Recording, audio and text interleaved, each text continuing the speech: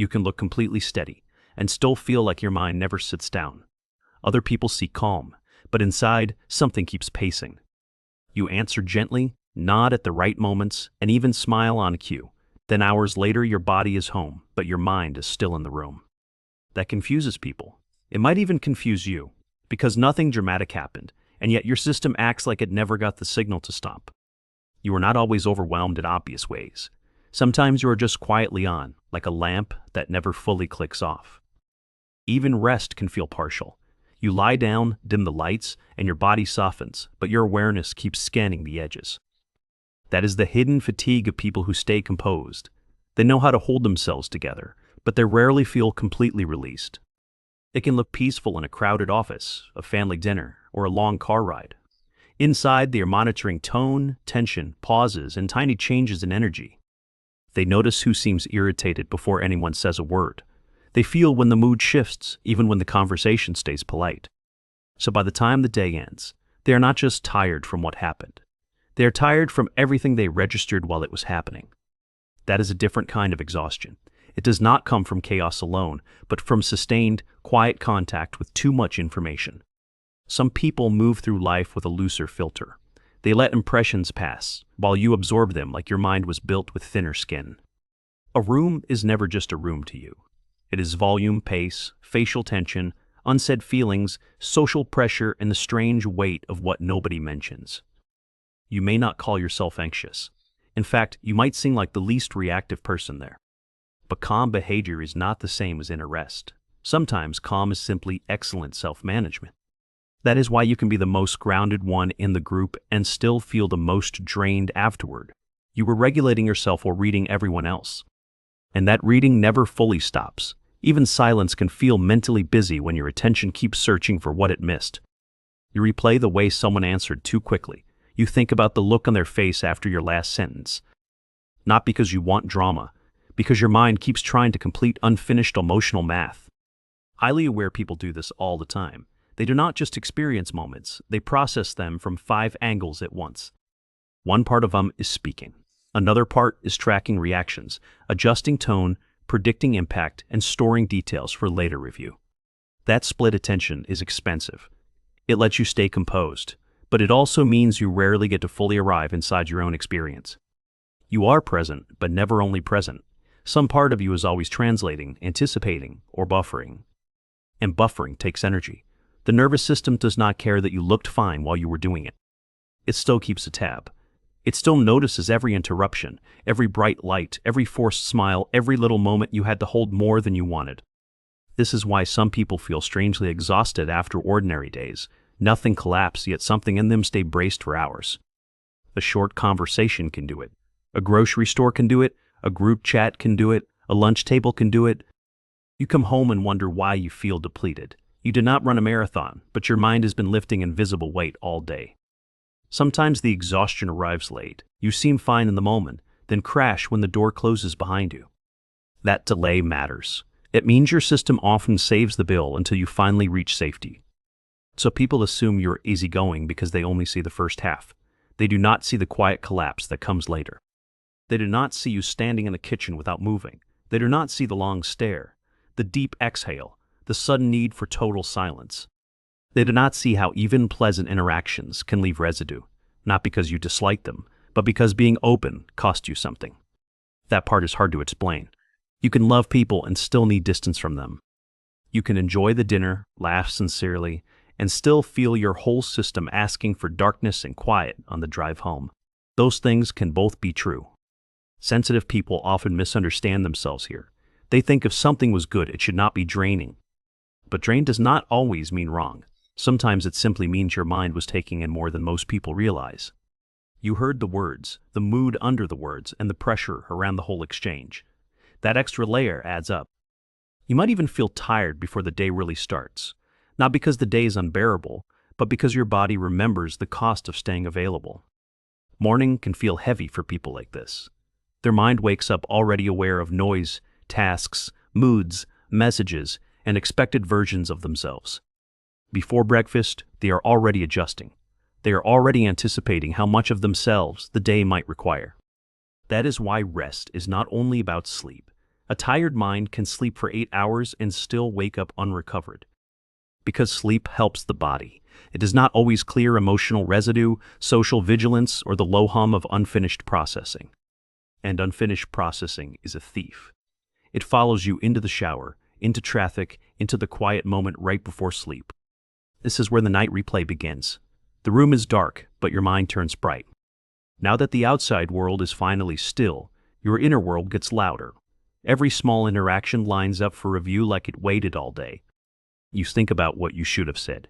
You think about what they might have meant, and whether your tone shifted in ways they noticed. Again, it is not vanity. It is a mind that struggles to drop what feels unresolved. For deeply observant people, closure is not automatic. If a moment carries emotional static, the system keeps working until it can make sense of it. That is why you can feel tired and wired at the same time. Your body wants rest, but your awareness still has unfinished business. And this can happen even around people you trust. Safety is not only about who is there, but about whether your nervous system actually stops monitoring. Some people can relax in company without effort. Others stay subtly alert even with people they love.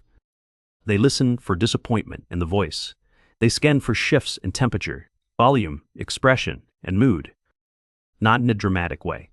In a quiet, practiced, almost invisible way that became normal a long time ago. So when someone says, just relax, it can feel absurd. You would, if your system knew how to switch states on command.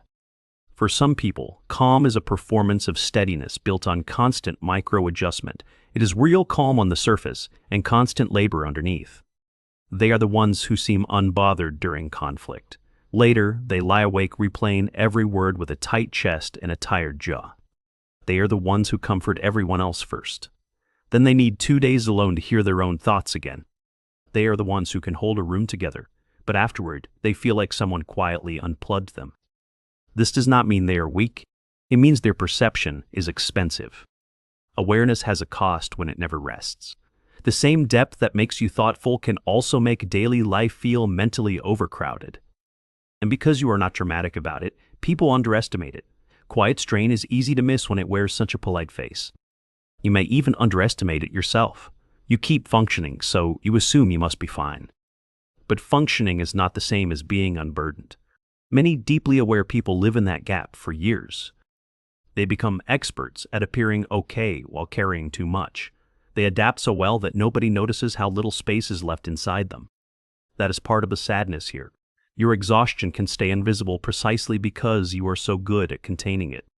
You do not always break down. Sometimes you just become less reachable to yourself. Your laughter gets thinner.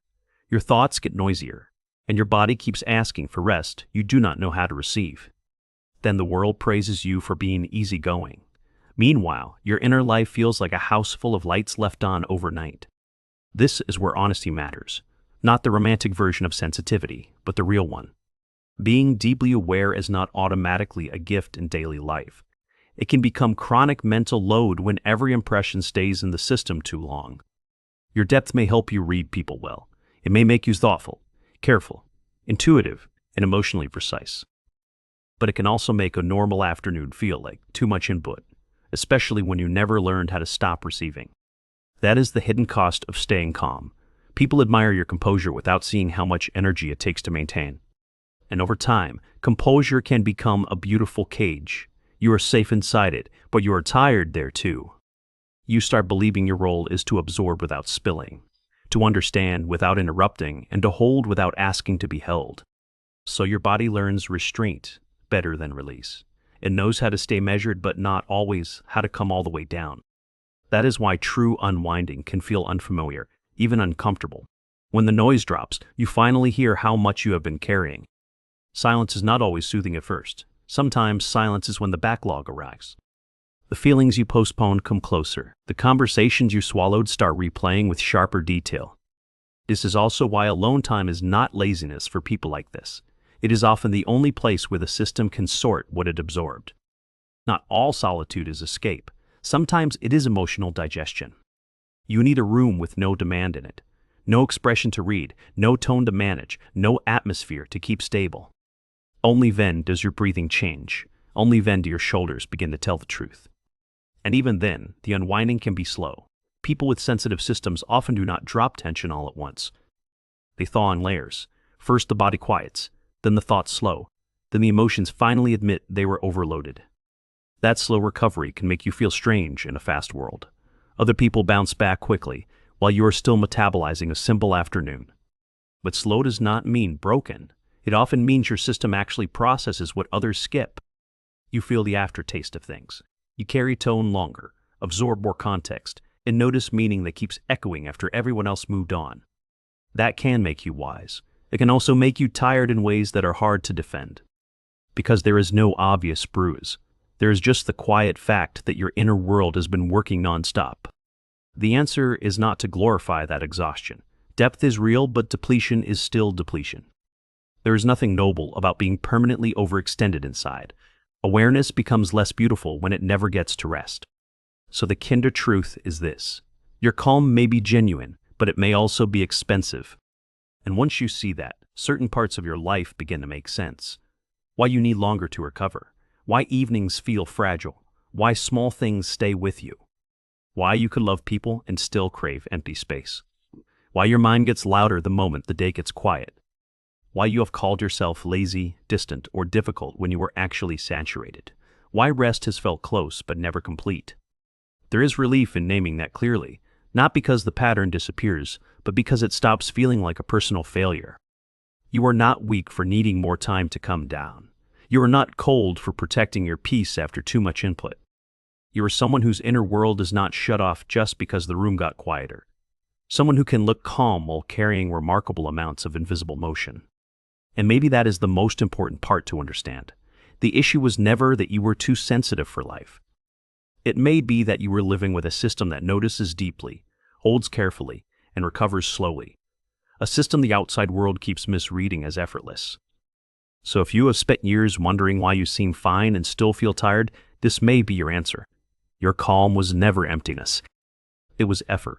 It was awareness, restraint, and a nervous system waiting much longer than anyone knew to finally let go.